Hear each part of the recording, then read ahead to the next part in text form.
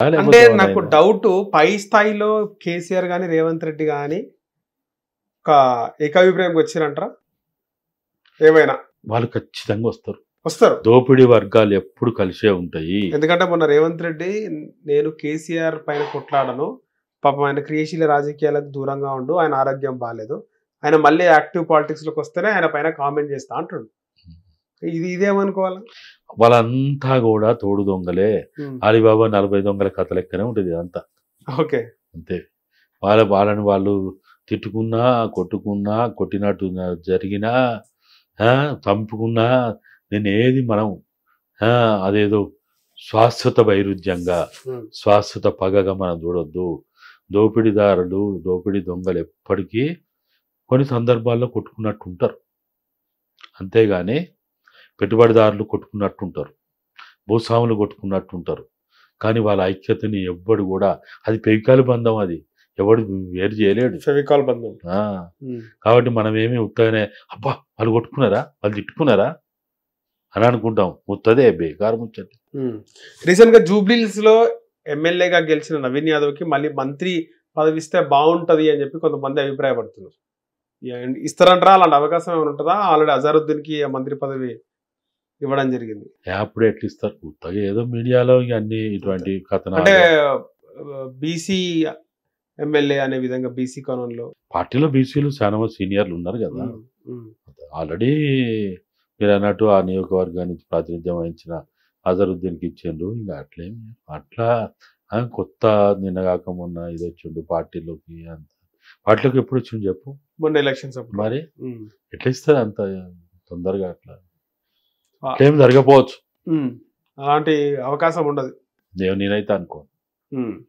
Equations అట్లా అంటే ఇప్పుడు ఈయన ఉన్నాడు కదా, మన ఎవరు చాలా కాలం నుంచి హైదరాబాద్లో ఉన్న వాళ్ళు ఉన్నారు కదా, ఏది అంజన్ కుమార్ యాదవ్, తర్వాత వాళ్ళ కుటుంబాలు ఇంకా చాలా మంది ఉన్నారు. పీజీఆర్ కూతురు ఉంది, దాని నాగేందర్. ఇప్పుడు ఆయనకు అటువంటి అవకాశం.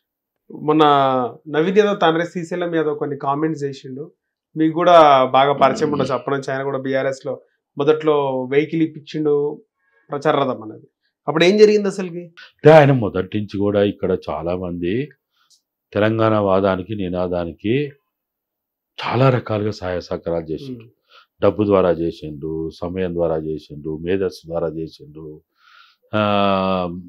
ఉద్యోగాలు వదిలిపెట్టుకొని చేసిన ఉన్నారు, విద్యను వదిలిపెట్టుకొని చేసిన అనేక మంది. శ్రీశైలం యాదవ్ కూడా అట్లా మొత్తంలో ఆ ప్రయాణంలో ఆయన కూడా తెలంగాణ కోసం అప్పుడు నాకు బాగా పరిచయం, నేను కూడా కలిసిన, నేను పోయినా వాళ్ళ ఇంటికి, ఆయన కూడా ఆఫీస్కి వచ్చేది. అంత ముందు నుంచి కూడా నాకు పరిచయం, అప్పుడే కాదు, అంత ముందు నుంచి కూడా నాకు గద్దరన్న ద్వారా ఆయన పరిచయం.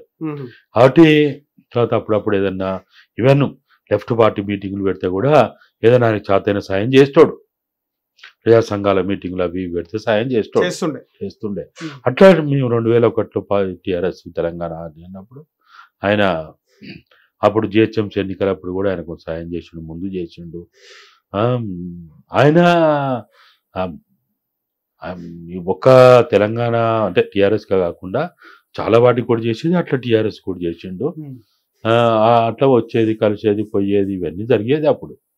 కాబట్టి అందుకనే తెలంగాణ ఆయనే ప్రచారథం ఇప్పించిండా అంటే ప్రచారథం కరెక్ట్గా ఎవరు ఇప్పించిండు నాకు తెలియదు, కానీ మొత్తానికైతే అది ఫైనాన్స్లో తీసుకొచ్చింది. అది ప్రచారథం ఫైనాన్స్లో తీసుకొచ్చింది. ఎందుకంటే నేను ఒకసారి అడ్వాన్స్ ఎవరు కట్టిరు ప్రచారథానికి అది నాకు గుర్తుగా తెలియదు. 2002లో ఏప్రిల్ 21 నాడు 2002లో అది మొట్టమొదటి ఏప్రిల్ వార్షికోత్సవం. 2002 ఏప్రిల్ 27 ఏప్రిల్ 27 నాడు రెండో వార్షికోత్సవం జరుగుతున్నది. నేను ఆ రోజు 26వ తేదీ రాత్రి వరకు నేను అదే మోతినగర్ ఆ ఇంట్లోనే పనులన్నీ చక్కదిద్దుకుంటూ అక్కడ మోతినగర్లో ఎవరిదిల్లు? అదే మన అది ఇప్పుడు క్యాన్సర్ హాస్పిటల్ పక్కన ఉంది కదా, ఆయన సొంత ఇల్లే, కేసీఆర్ గారిది, నందినగర్.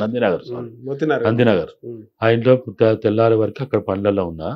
తెల్లారిగా అప్పుడు వెహికల్స్ డ్రైవర్ ఎవరు లేకుండే. ఈ రథం చైతన్య రథం డ్రైవరే ఉండే.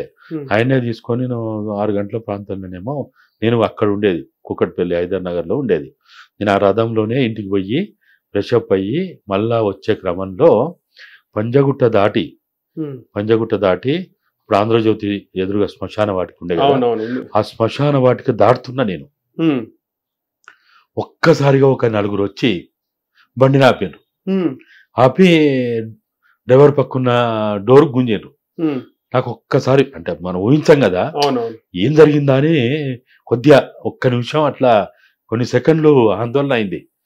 అందులో కాగానే వాళ్ళు చెప్పారు, అన్నా మేము వేరే ఉద్దేశంతో రాలే, ఈ బండి ఫైనాన్స్ లో ఉన్నది, డబ్బులు కడతలేరు, నేను సీజ్ చేయడానికి వచ్చినాం, మేము సీజర్స్.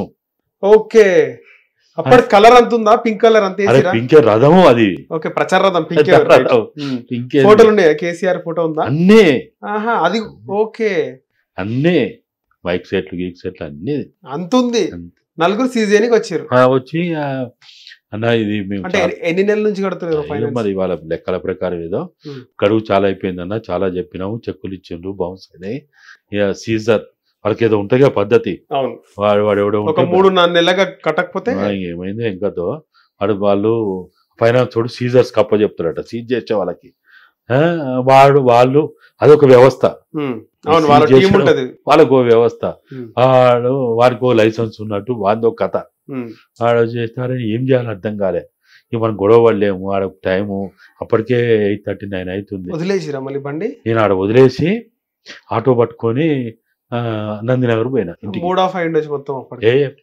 ఇవన్నీ మామూలే కదా, మాకు తెలుసు కదా మేము ఎన్ని చెక్కులు ఇచ్చినాం, ఎన్ని బౌన్స్ అయింది, ఎంత. అప్పటికి మాకు కేసీఆర్ గారి కథలన్నీ ఇట్లనే ఉంటుండేనా? అన్ని మాకు అన్ని తెలుసు కాబట్టి ఒక కొన్ని సెకండ్లు అట్లా ఏందా నా మీద ఏమైనా దాడికి వచ్చిందా లేకపోతే ఏం జరుగుతుందని కొన్ని సెకండ్లు అట్లా అనిపించింది. ఓకే, ఎందుకంటే అప్పటికి మా మీద చాలా ప్రయోగాలు జరిగినాయి. ఆయనను చంపాలని, నన్ను చంపాలని, ఇద్దరిని చంపాలని. కేసీఆర్ గారు ఎవరు మావోయిస్టులా? మావోయిస్టులు ఏం చేస్తారు? ఎవరు? ప్రభుత్వం, చంద్రబాబు నాయుడు చంపాలనుకుంటా. మేము ఇప్పుడు నేను ఇంతకుముందు చెప్పినా కదా సిద్దిపేట బై ఎలక్షన్ అని. సిద్దిపేట బై ఎలక్షన్ అప్పుడు మాజీ నక్సలైట్లకి 40 మందికి 2 వీలర్స్ ఇచ్చి, కొత్త 2 వీలర్స్ ఇచ్చి మొత్తం గ్రామాన భయోత్పాదం సృష్టించారు. మాకు రోజు ఫోన్లు, రోజు పొద్దున ఈయన ఫోన్ ఎత్తపోయేది, ఉత్త భయస్తుడు కదా ఈయన కేసీఆర్. నేనే ఫోన్ ఎత్తేది, వాడు ఎవడో బెదిరిస్తా ఉంటే నేనే ఆన్సర్ ఇవ్వాలా. ఇలా సాయంత్రం 5 గంటలకల్లా కథం. కేసీఆర్ కేసీఆర్ కూడా మీరు అంటారు, మీరు కథం.